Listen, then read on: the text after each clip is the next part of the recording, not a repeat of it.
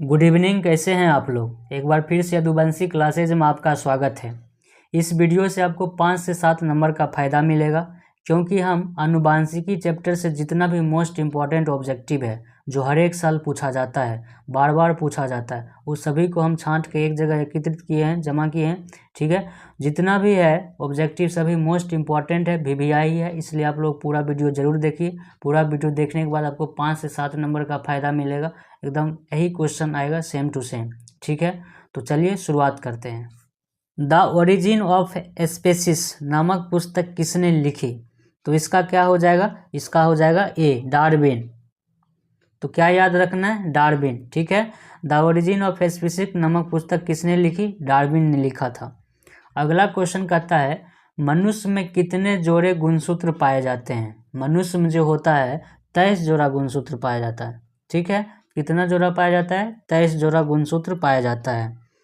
अगला क्वेश्चन कह रहा है, कोशिका में आनुवांशिक पदार्थ कौन सा होता है? जो कोशिका होता है, कोशिका में जो होता है आनुवांशिक पदार्थ कौन सा होता है? तो कोशिका में आनुवांशिक पदार्थ होता है DNA, यानी इसका कौन सा ऑप्शन सही हो जाएगा?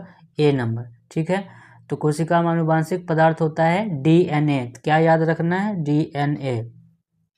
अगला क्वेश्चन कह रहा है, मलेरिया उत्पन्न करने वाला मच्छर किस तरह के जल में उत्पन्न होता है? जो मलेरिया उत्पन्न होता है कौन से मच्छर से होता है? मादा एनाफिलीज मच्छर से। ठीक है, और कहाँ वो रहता है मच्छर? वो रहता है गंदा पानी में, यानी हो जाएगा ऑप्शन बी।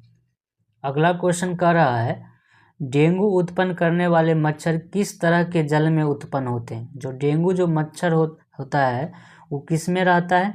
साफ जल में रहता है। ठीक है, इसलिए कहा जाता है कि जो कूलर होता है या कहीं बेसिन उसिन पानी रखा हुआ है वहाँ से साफ सफाई कर दीजिए, नहीं तो साफे जगह पर पनपता है, इसलिए इसे अमीरों का मच्छर भी कहा जाता है। अगला क्वेश्चन है, समजात अंगों के उदाहरण है। समजात अंग मतलब देखने में सेम सेम लगे लेकिन काम अलग अलग हो, तो क्या हो जाएगा? तो कह रहा हमारा हाथ तथा कुत्ते का अग्रपाद, ये भी हो जाएगा। हमारे दांत तथा हाथी के दांत सेम सेम लगता है देखने में, सही हो जाएगा ये भी। आलू एवं घास के ऊपरी भूस्तरीय, ये भी हो जाएगा, यानी हो जाएगा ऑप्शन डी, उपरोक्त में से सभी। ठीक है, अगला क्वेश्चन क्या है, मेंडल ने अपने प्रयोगों के लिए किस पौधे को चुना? मेंडल जब अपना प्रयोग कर रहा था, रिसर्च कर रहा था, तो किस तरह के पौधे को चुना था? तो उसने मटर का पौधा लिया था। ठीक है, अगला क्वेश्चन क्या कह रहा, मेंडल ने अपने प्रयोगों के लिए कितने विकल्पी लक्षणों का अध्ययन किया? जब वो रिसर्च कर रहे थे तो कितने विकल्प के लक्षण आया था सामने? तो 7, यानी ऑप्शन क्या हो जाएगा? 7, यानी सी। क्या याद रखना है? 7। पुरुषों में लिंग गुणसूत्र क्या होते हैं? पुरुष में जो लिंग गुणसूत्र होता है वह क्या होता है? तो पुरुष में होता है XY। तो क्या हो जाएगा? Option number B. अगला क्वेश्चन क्या है, मानव का उद्भव कहाँ हुआ था? मानव कहाँ उत्पन्न हुआ था? उस जगह का नाम क्या था? तो option America, Africa, Indonesia, Australia. तो ऑप्शन क्या हो जाएगा? अफ्रीका। वैज्ञानिक का मानना है कि अफ्रीका में मानव उद्भव हुआ था, यानी सबसे पहला बार उत्पन्न कहाँ हुआ था? अफ्रीका में। अगला क्वेश्चन क्या कह रहा, ग्रेगर जॉन मेंडल व्यक्तिगत जीवन में क्या थे? ग्रेगर जॉन मेंडल जो थे वो व्यक्तिगत जीवन में क्या थे? तो पादरी थे। ठीक है, क्या याद रखना है? पादरी। अगला क्वेश्चन क्या है, आनुवांशिकी का पिता किसे कहा जाता है? आनुवांशिकी पर ज़्यादा रिसर्च किसने कहा, इसलिए इसको पिता किसे कहा जाता है? आनुवांशिकी का पिता किसे कहा जाता है? मेंडल को कहा जाता है। ठीक है, अगला क्वेश्चन, DNA में कितने प्रकार के नाइट्रोजन क्षारक होते हैं? DNA जो होता है उसके अंदर कितने प्रकार के नाइट्रोजनी पदार्थ होता है? तो 4 प्रकार का होता है। ठीक है, तो ऑप्शन क्या हो जाएगा? सी हो जाएगा।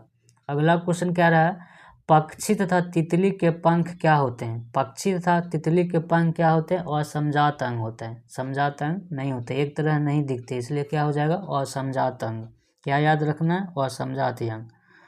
अगला क्वेश्चन है, गुणसूत्र बने होते हैं, गुणसूत्र क्या चीज़ से बने होते हैं उसके बारे में पूछ रहा है। तो गुणसूत्र जो होता है DNA से बना रहता है, RNA से बना रहता है और कुछ प्रोटीन से बना रहता है, यानी क्या हो जाएगा? ऑप्शन नंबर सी, DNA तथा प्रोटीन और RNA। ठीक है, तो क्या याद रखना है? गुणसूत्र जो बने होते हैं डीएनए तथा प्रोटीन और आरएनए से बने होते हैं। अगला क्वेश्चन क्या है, कोशिका में आनुवांशिक पदार्थ क्या होता है। जो कोशिका होता है उसमें आनुवांशिक पदार्थ क्या होता है, तो डीएनए होता है।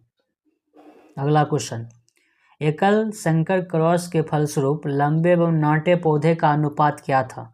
जब रिसर्च किया गया था, जब मटर के पौधे पर रिसर्च किया गया था तो लंबे एवं नाटे पौधे का अनुपात क्या था, तो 3:1 था, यानी ऑप्शन नंबर बी 3:1। अगला क्वेश्चन कह रहा है वैज्ञानिक मनुष्य का वैज्ञानिक नाम क्या है।